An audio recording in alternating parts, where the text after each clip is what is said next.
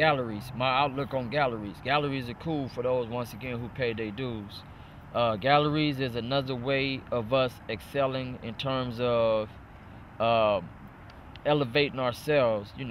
It's okay for us to be able to sell a piece of work that's valuable and somebody putting it in their office, their homes, or wherever place they want to exhibit our work. Man, that's okay. Museums, it's okay because that's another way of getting up.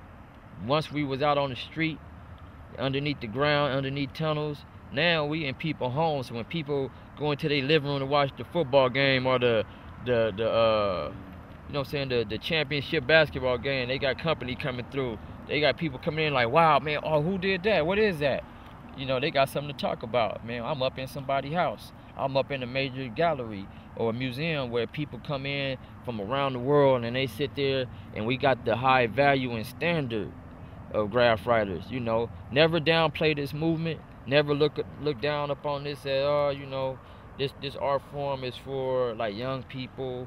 You know what I'm saying? Because this art form is for those with a creative mind and a creative soul.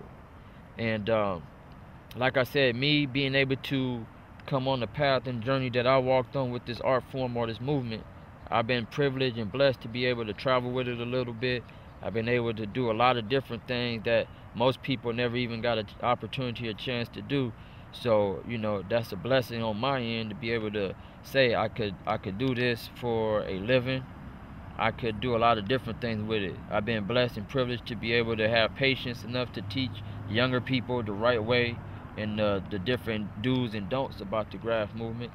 I've been able to teach even older people with kids that do it, or people who don't have kids that just want to understand why in the hell are these people walking around with these spray cans doing this art form. But for those of you who's looking at this on YouTube, where you do see people with spray cans, everybody is not destructive with the cans. So I want to make that clear. Just because you see a person that's young or a person of color, now these days you don't see too many people of color doing it. You see, white kids doing it, Mexican kids doing it, or excuse me, Chicano or Latino kids doing it, Asian kids, or so it's a mixture. This thing has gone global, so it's not like back in the old day where predominantly you see Chicano kids or black kids doing it, from the East Coast to the West Coast. Now, man, people are just doing it. So, people that don't do graffiti, that see us, you have to respect that. And, give everybody that benefit to display their skills. Don't think because, you underestimating somebody because of their skin tone that they can't put it down. Because there's so many good writers out there globally, you'd be surprised, because hip-hop is what really embraces this art movement. Hip-hop is a very important element to the whole perspective of how we get down.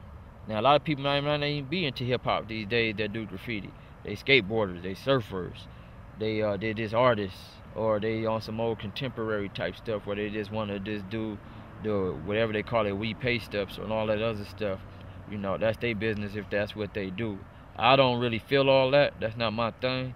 You know what I'm saying? But that's part of the new element and structure, but to each his own. But what I feel is like, man, when I could look at some people's stuff that's like super stylized and tight, that's the kind of energy rush that I get from being a writer. Man, when I see bad letters flowing and connecting together properly, when I see these real nice color schemes that's very unique and different, that's like mind-blowing. That makes me want to go back to the laboratory and say, you know what? Man, I got to come strong, even stronger than what they doing. That competition is good. Competition is always going to be healthy out there. A lot of people are afraid of competition. A lot of people are afraid of what we used to call battles. Now battles are a little bit different. A lot of people, you don't really hear that word too much. If somebody said they're going to battle, they want to take it to the next level, and they want to act like they really shoot missiles and bombs and blows and bullets. I mean, if you going to battle with style. Let's take you back into a time capsule, 1989, looking at the Hex and Slick battle at the world famous Belmont Tunnel in Los Angeles. Those guys had a battle. There was other battles before them, but that was a battle where people came around from different cities, states, and countries to observe that, whether they seen it in magazines or they came in person to look at it, or somebody took photographs And back in the old day, we didn't have the internet, so people used to just send pictures through the mail to other writers so that people could look at it, or they would do trading. That's what was up, you know. It's a little different. So that being said, is that competition is healthy. It's like being on the basketball court. You're playing against another team. You're in the world championship. You know, man, man, competition is always good. You know, I like competition.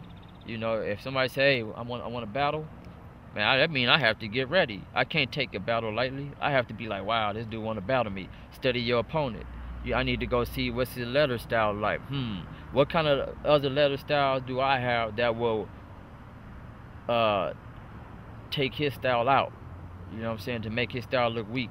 What kind of color scheme would I do versus what he's doing that's going to be unique and different? You know, setting goals for yourself as a writer is another thing that's important. You know, how long were you going to be doing this for? A lot of people, they only do it for a certain amount of time. Then you got certain writers that want to make a living from it, you know, or some people are in it for longevity. You know, that's one thing I want to give much respect to a lot of the writers from back east, is that these dudes are like in their late 40s, maybe going pushing 50, but they still busting. They doing their thing. For those of them out there that still repping.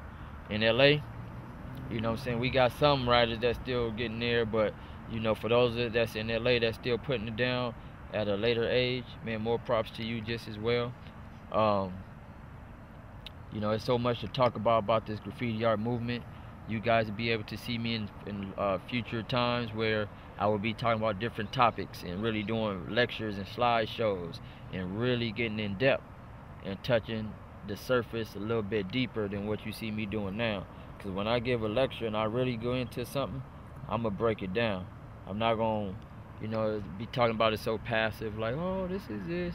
Because I want you to understand that this culture, this graffiti art movement has a lot of value behind it. You know what I'm saying? Not anybody can pick up a spray can and do what we do. You know what I'm saying? It takes a lot of skill, it takes a lot of knowledge, it takes a lot of practice, and it takes a lot of courage to be able to get out there, get on that wall with the can, make straight lines, which we call can control. Our terminology is very powerful of how we talk about style. You know what I'm saying? That's even something that people have to know about. You know what I'm saying? Like, we have our own vocabulary. We got our own way of how we do things, you know, that set us apart from other artists. We're the kind of artists that we could do a full production in a day, whereas if we're doing this solo or with our crew, where most artists would take almost a month to do a whole wall. Now, I ain't gonna say it won't take us a month to do certain things either, but due to the fact that we know how to master the can of doing two-dimensional style to three-dimensional style on the wall, we're able to pull off any kind of flavor. We can make something look so realistic to where the person who don't do graffiti will walk up to the wall and say, wow, this is amazing. How did these guys do this without making all the drips? Because when they take a can, the only thing they doing is spray painting the chair and the plants in their house. That's all they know. And they don't know about all the wide range of colors. So I want to thank all the different paint companies out there right now that has allowed us to be able to utilize a wide range color palette as graph writers. We used to work with Cre8 and Rust-Oleum, Red Devil, and all the other brands, but you know, we got other companies out these days now that said, you know what, I see the vision in what these gentlemen are doing or these young ladies is doing, so let's be able to make a business and sell these people some real high power paint with these intense colors that they could do their artwork with. So, you know what I'm saying, we want to give shout outs and big respect to those companies that have sponsored graffiti writers that really have our best interests for paint.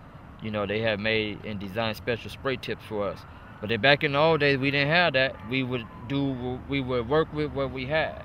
We would take the regular tips that came on the can and learn how to master, once again, our can control techniques. You know, learning how to take a can starting from here, finishing it here, learning how to move our hand real swiftly to get straight, clean line, learning how to stand back and learn how to blend and fade our colors, learning how to make perfect little bubble dots for our graphic, learning how to get straight, clean outlines, and you know, just that whole flow, learning how to do a piece correctly from start to finish. I see a lot of people with different techniques now that they, I guess, feel is comfortable, but it's the incorrect way of piecing. Now, somebody might say, well, who are you to say how to piece correctly? Because the results show the quality of the flavor that's being done. Not just the style, but the quality of the technique. You know, a lot of people are putting their borders on last. Only if you a pro or a master or a king can you do your border last, because you have that eye and hand coordination of technique where you could do a border last real clean to where it won't affect your outline and chop away at your outline color. You know what I'm saying? But back in the old days, we would sketch our pieces out, fill them in, do our background and borders, and then do our outline final, so everything is crispy clean with no caffeine, real sharp, perfect, dynamic, straight to the point. On that note, this is the one and only Grand Incredible King Cre8, here kicking it and chilling with General Mo, Hand Steady Visuals. We're on YouTube, representing Los Angeles, California, rocking the nation crew, West Coast artists, West Coast King, and the last true Silas. And I'm signing out. Peace.